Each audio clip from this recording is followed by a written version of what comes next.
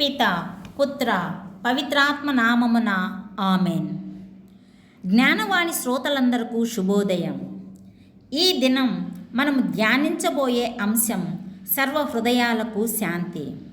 ప్రశాంతమైన జీవితం కావాలంటే ఎదుటివారు చెప్పేది విన్నాక మాట్లాడు. ఎక్కువ గమనించు, తక్కువ మాట్లాడు. ఎప్పుడు ప్రార్థనకు, ఆరోగ్యానికి ఎక్కువ ప్రాధాన్యత ఇవ్వాలి. నేర్చుకోవడం మానేయవద్దు. ఎప్పుడు నిత్య విద్యార్థిగా ఉండాలి.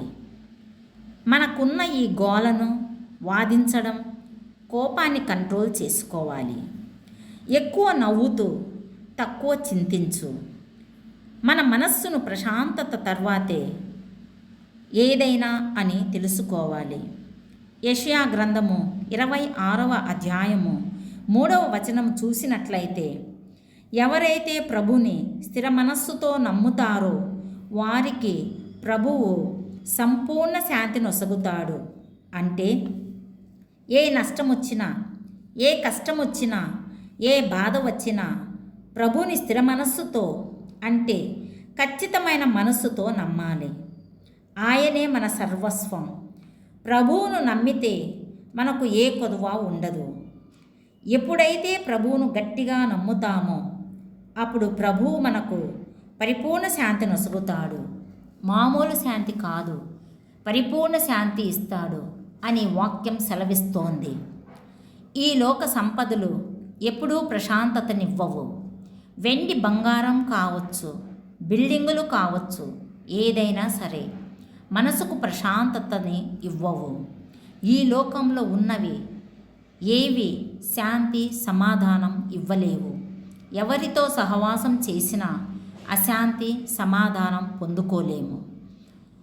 అందుకే దేవునితో మాత్రమే సహవాసం చేయాలి. అప్పుడే శాంతి దొరుకుతుంది. మనసు బాగుంటేనే మనిషి బాగుంటాడు.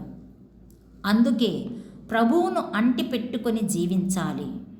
ఆయనతో ఉంటేనే మనకు శాంతి సమాధానం లభిస్తాయి.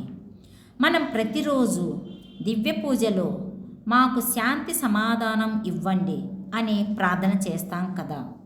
ఎందుకంటే శాంతి సమాధానం ఇచ్చేది ప్రభువే కాబట్టి.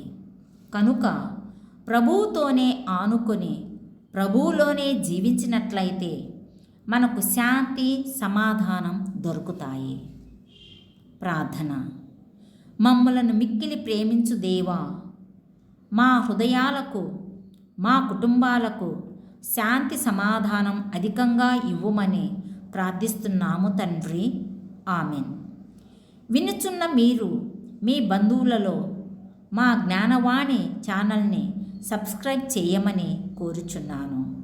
పిత పుత్ర పవిత్రాత్మ నామమున ఆమెన్.